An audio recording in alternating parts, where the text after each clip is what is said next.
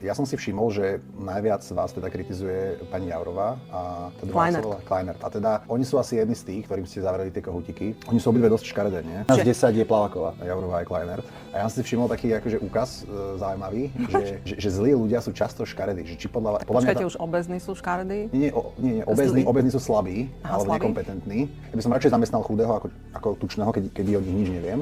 Ale nielen to, dokonca ja by som pozeral, že ako vyzerajú ruky, či vyzerajú ako ruky niekoho, kto pracuje s rukami, alebo ako ruky také tučné, zaliaté, niekoho, kto iba je. Alebo sánka je dosť veľký ukazovateľ sily.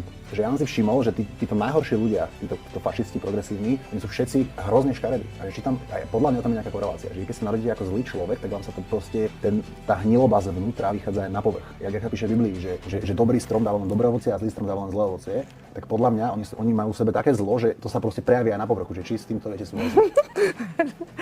Neviem, tak asi je to výpoveď tej duše. Ako určite tam nejaká korelácia je. Myslím si, že áno. Ale to som nečakal. Nejaká korelácia je určite v tom, ako, pozrite, stačí úsmev, možno nejaký jemný, hej, alebo nejak zjemniť črty tváre. Ja si myslím, že každé dieťa, ktoré sa narodí, je pekné. Nie sú škaredé deti. Ale tým, ako ten človek sa vyvíja a ako sa charakterovo hlavne tvorí. Tak škaredie. Až z toho vznikne na konci Plaváková. Mne teplotu.